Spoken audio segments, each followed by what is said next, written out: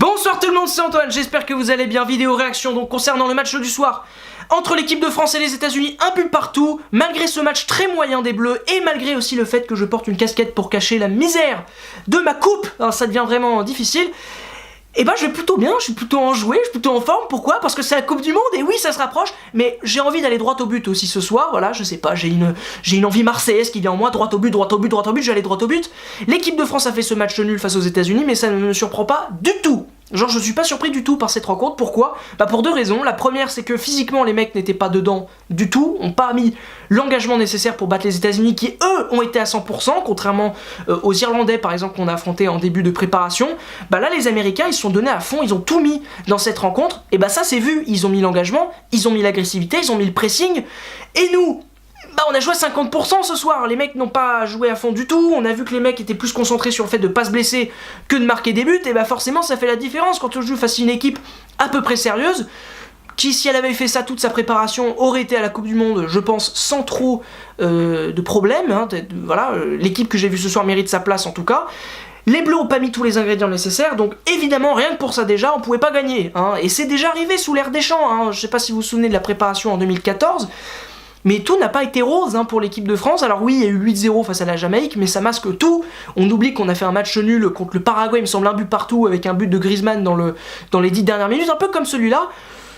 Donc bon, voilà, hein, ça me surprend pas du tout rien que pour ça. Et puis alors surtout que tactiquement, on a une équipe pas du tout faite pour ça. Moi je suis convaincu que ce 4-4 de losange qui a été mis ce soir sur la pelouse, il peut être excellent face à des grosses équipes, face à des équipes qui font le jeu, face à des équipes qui ont le ballon. Parce que face à des équipes comme les États-Unis ce soir, avec 3 défenseurs derrière, 2 latéraux qui devraient être offensifs mais qui en fait ne le sont pas du tout, un milieu de terrain assez costaud, ben nous on n'y arrive pas puisque notre système il passe dans l'axe tout le temps et qu'on a besoin d'espace pour s'exprimer.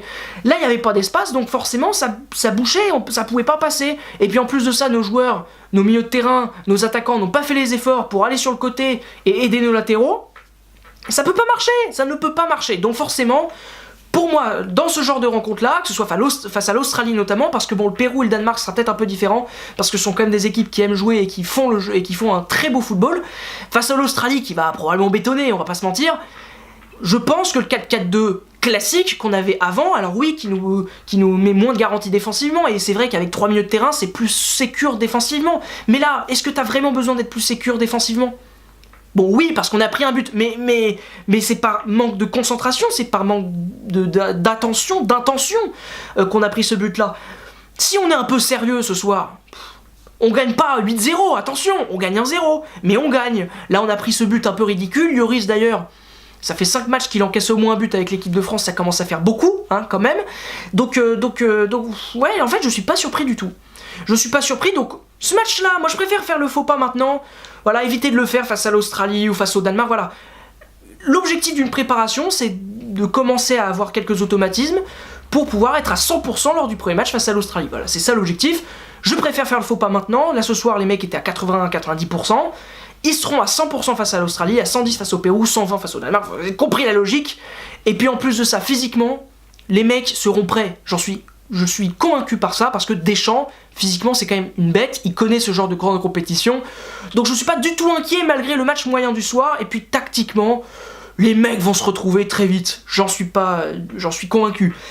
Mais en plus de ça, je vais vous dire, même si le match était moyen ce soir, je suis quand même super heureux d'être là, je suis quand même super heureux d'être en juin, déjà il fait beau, Roland Garros c'est sympa, mais surtout parce que là c'est la Coupe du Monde, là on y est là.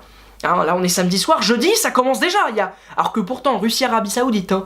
Mais là je suis un autre homme depuis quelques jours, je suis complètement différent, je suis complètement pas bien, hein, je suis fou. Sur Google, je vais sur Google toutes les 5 minutes pour voir toutes les actualités Coupe du Monde, que ce soit équipe de France, Pérou, Danemark, Australie, Allemagne, Espagne, Iran, Arabie Saoudite, enfin je regarde tout et n'importe quoi, je veux être au courant de tout. Déjà, premier signe qui montre quand même que je viens pas bien. Deuxième signe, je regarde les vidéos de la FFF. Oui, ces vidéos où on voit les mecs s'entraîner à Clairefontaine, qui n'a aucun intérêt, mais je regarde parce que ça me fait kiffer. Je regarde tous les résumés, ou en tout cas j'essaye d'être au courant de tout ce qui se passe à côté. Voilà, j'ai même regardé le résumé de Norvège-Panama, et oui messieurs dames, Norvège-Panama, défaite du Panama 1-0 face à la Norvège, ça c'est un match qui n'a aucun intérêt, mais j'ai regardé, je commence même. Et oui, à écouter les musiques des grandes compétitions, ça va pas bien du tout. J'écoute évidemment la ou I Will Survive, mais en boucle, là, je suis sur mon siège, je suis comme ça, je médite, je prie, j'espère, j'écoute même Johnny. On est les champions, là, on est tous ensemble, Optique 2000, là, je l'écoute, alors pourtant la Coupe du Monde d'après, c'était nul, mais j'écoute quand même. 2006, y a pas de musique, donc j'écoute pas, mais 2010, j'écoute. Waka Waka, alors pourtant notre Coupe du Monde était moyenne. On va pas se mentir, mais j'écoute même le truc avec Jennifer Lopez, voilà, Jennifer Lopez et Pitbull, alors que le son est nul, mais j'écoute même This One's For You de David Guetta. Ça me rappelle de bons souvenirs, la frappe de Payet dans la lucarne, le but de Griezmann face à l'Albanie, le doublé de Griezmann face à l'Irlande, la victoire face à l'Allemagne, et on oublie le dernier match, mais ça me rappelle de bons souvenirs. Et puis j'écoute même les chansons de cette année, alors que pourtant, Live It Up, on va pas se mentir, c'est quand même bien pourri, ça n'a rien de russe. D'ailleurs, l'artiste principal de ce son, celui que je connais le plus en tout cas, c'est Will Smith, américain.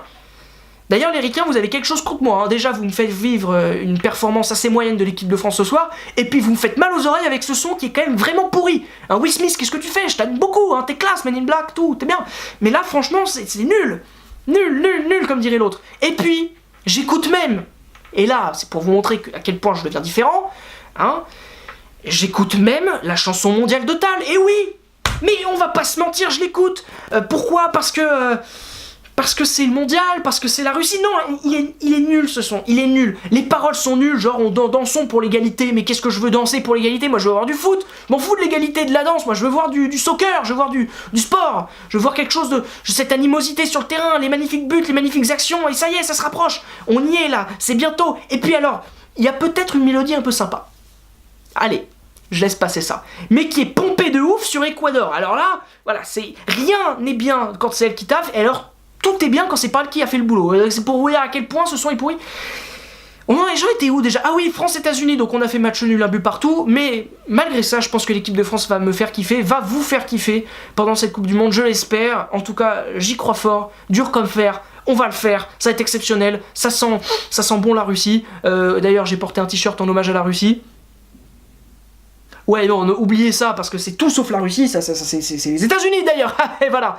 Encore, décidément, ils me foutent le seum aujourd'hui. Bon allez, merci beaucoup d'avoir regardé cette vidéo, et à bientôt pour de nouvelles aventures sur la chaîne Coup de Sifflet, et la prolongue aussi. Allez, ciao.